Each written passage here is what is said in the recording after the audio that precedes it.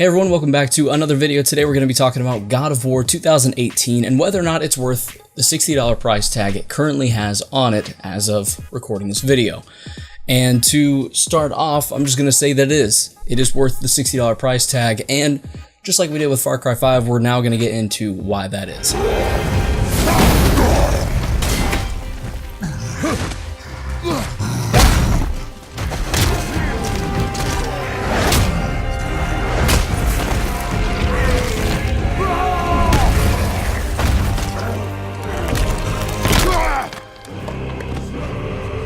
So to start off with my first point, we're going to say that God of War is a pretty massive departure for a new generation. And that's sort of the same generation, but they're different now.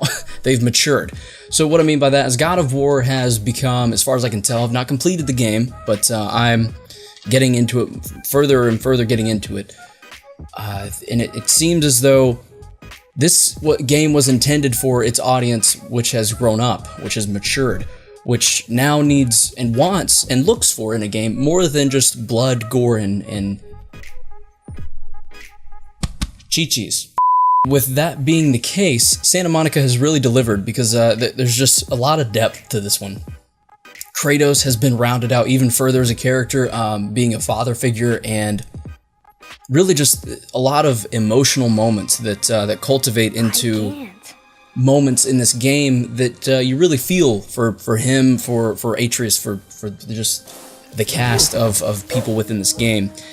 There's boat scenes in the game, and when you're on this boat, which so far anyway, I've been in a boat more than I thought I would, considering it's a God of War game, usually just running through the map. We'll get to more about the map in just a moment, but with these boat scenes, it's really kind of Kratos and Atreus' way to come together and discuss different stories that they've heard, different fables that they have been told throughout the years.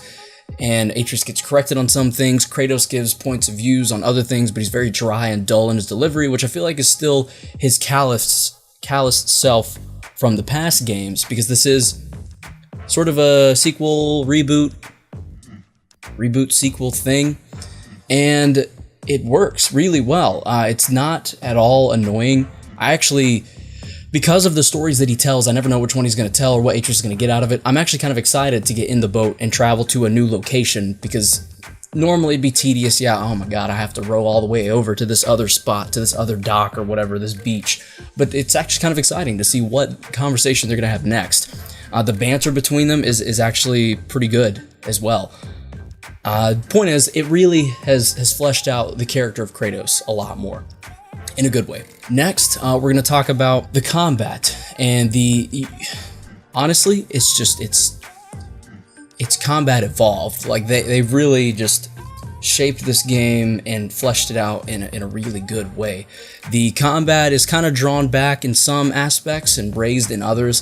For example, you have an axe, and that's what you got the whole time. You can sheath it and use your fists, and you can kick and punch and stuff, but it's not really worth it unless you really just want to trigger that R3 moment and rip someone in half. But it's really a pain in the ass. It's not worth it. And in past God of War games, you had the dual blades, the I don't know, Blades of Exile or something, and there were chains bound to his arms that you could throw these and have distance attacks. That's now replaced with throwing the axe itself, which is so satisfying. There's just something about chucking the axe, leaving it somewhere for a while, and then drawing it back. The moment it hits your hand, there's a little bit of vibration in the controller, there's this deep impact on your hand, and it works really well. It's so satisfying. I actually really enjoy throwing the axe just to call it back in. There's certain abilities with throwing it too that there's certain things that you can trigger to happen, certain abilities that result when you throw your axe. It's awesome. It's great. There's upgrades now. There's different pommels for the axe. There's armor you can get for Kratos, which was in past games, but now you can level it up and things. You can get skills for Kratos, specific things that you can unlock, similar to the combos that were in the original games that you could unlock, but now it's just different things that you can cause to have. It's kind of like combos, but more so it feels more natural. It's not so like, it's not quite as literal as circle, triangle, square, X, up, down, left, right, square. And then he does something awesome during that button push. It's a little more natural, flows a little more freely, really makes the combat feel more fluid. And that's one thing that I love about it. It's so fluid. You dodge and you bob and you weave and you block and you can counter and parry, and it's a really good job for sure. Moving on to the next point is exploration with meaning.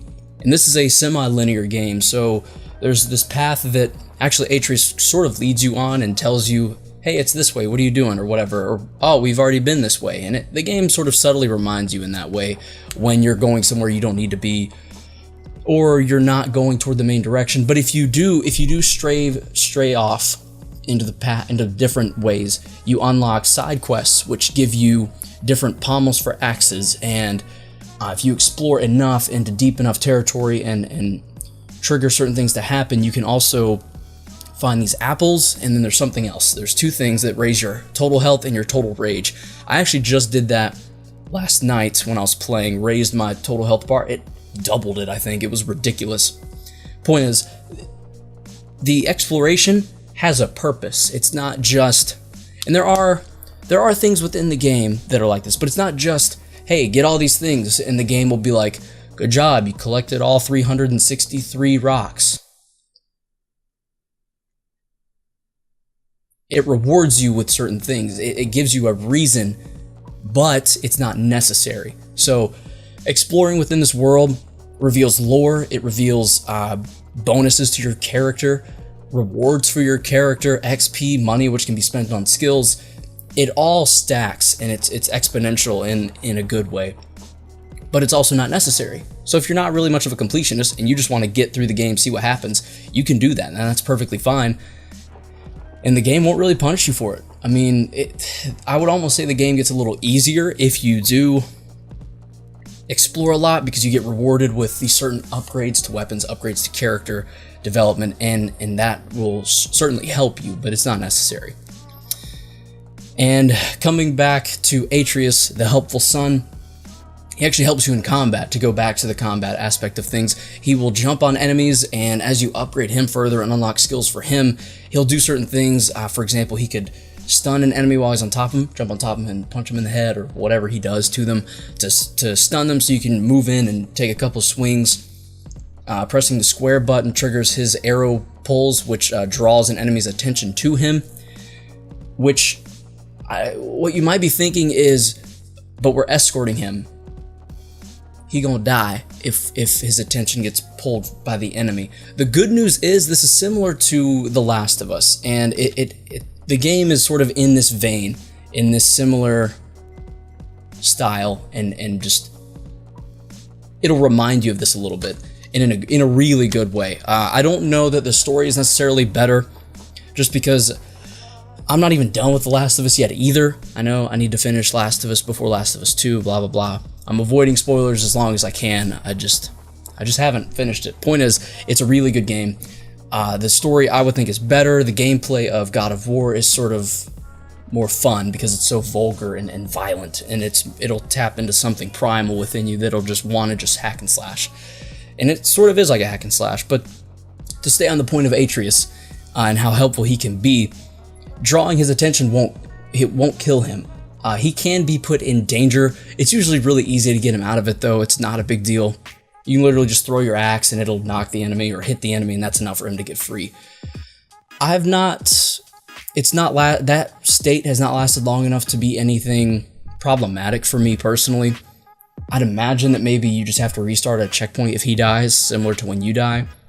But again, you get plenty of time to save him, and it's really not difficult. You either just focus on running towards him, and the enemies can just miss you as you run by, or you just throw your axe at whatever is holding him or about to kill him, and you should be fine. It's really hard to have Atreus die. It has yet to happen to me, and I don't even try that hard to keep him out of harm's way. I put him in harm's way so he can help me defeat some of these really difficult enemies. Coming off of difficult enemies, that brings us down to fair punishment. The game will punish you if you get reckless. If you don't choose your moves smartly, if you don't parry correctly, if you don't block when you probably when is responsible to, if you don't take advantage of Atreus, it will punish you and it will make you replay multiple bosses multiple times. On the thought of bosses, the bosses, it's just these big dudes with horns. They're all pretty much the same. They're just reskinned. It's probably one of the only downsides to the game, because it's good because it's consistent, but it's bad because there's no variation hardly at all. It's just another big dude with horns and a giant pillar that he swings around, and they do all pretty much the same moves from what I've noticed. I've fought like 6 of them now. It's not terrible, it's not great, it's just kind of, you know, there's other aspects that make up for it. For example, there's dragons, which are really dope. But you'll see that if you get the game, which I highly recommend. Point is, it kind of reminds me of Dark Souls a little bit, in a good way. It's not so much that you lose all your shit when you die. It's more so just that when you die, you have to start back at whatever your most recent checkpoint is. If you do that enough, it gets frustrating, and it will drive you either to get off the game, or if you're anything like me, to really just push harder, be more careful, and just get through that point so you can move on to something new and explore the game more, which so far has worked for me. I got frustrated with it once, and it was more so just that I was focused on other things, so I just had to take a break and just go take care of some stuff, come back to it, and it was all good, and I enjoyed it again. So yeah, this review ended up being a little longer than I intended, to be completely honest with you. I have played God of War for some time now, and this new departure from the game, it was good. It was much needed. The game is just so great now. It's matured as much as I have, maybe similarly anyway. And as a result, I find myself enjoying it almost as much as, if not more than I did when I was younger, just having fun hacking and slashing and finding those sex mini games. It's a really great game, definitely worth the $60. If you don't have $60 right now, obviously wait for a sale. Be a responsible human. Yeah, it's definitely worth the $60. You're getting 25 to 30 hours of gameplay depending on how quickly you go. I'd recommend not the hardest setting, not even the setting below that. There's like a medium normal. I'd recommend that. It's the most enjoyable with still a decent challenge. I started out on the next to hardest. There's like God of War. There's like God of War difficulty, which is like Call of Duty's Veteran, and then below that, I played that, and it was really difficult. It says give you a challenge. It'll give you a challenge with a little less, but you won't be able to focus on story quite as much, obviously, because you'll be busy trying to keep yourself alive. I didn't enjoy that as much, frankly. The good news is, for those completionists out there, as far as I can tell, there are no trophies for completing the game on the harder or hardest difficulties. Now, maybe finishing the game, like completing the last bit of the game in the hardest difficulty, maybe a trophy. As far as I can tell, there's not, though, so if you're worried about that, feel free to drop back a little bit and just enjoy the game, because it really is very enjoyable. Again, God of War is absolutely worth it. No need to wait for a sale. Definitely pick it up if you can. If you can't, get it as soon as you can, please, because it's just great. Yeah, I think that's all my thoughts on God of War. Actually, let me do a few footnotes real quick. Had I known that the axe was going to be your only weapon in God of War, and that it was going to be the main staple of the game, and there's so much going on with the axe in the game, I probably would have gone with the PS4 Pro, because it looks really cool, knowing what I do now.